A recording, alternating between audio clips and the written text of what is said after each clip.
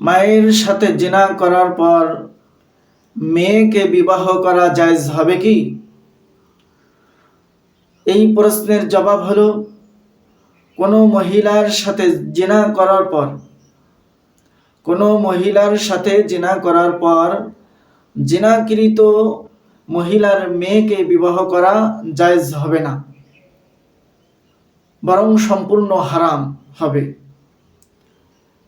যদি কেউ এইরূপ করে থাকে, কোনো মহিলার সাথে জিনা করে থাকে, যদি কেউ এইরূপ করে থাকে, তাহলে তার বিবাহ সহি হবে না, জায়েজ হবে না।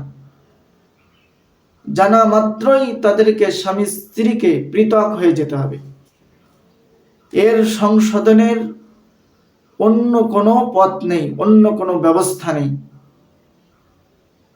আপনি যদি কোনো মহিলার সাথে জিনা করেন, তাহলে জিনাকৃত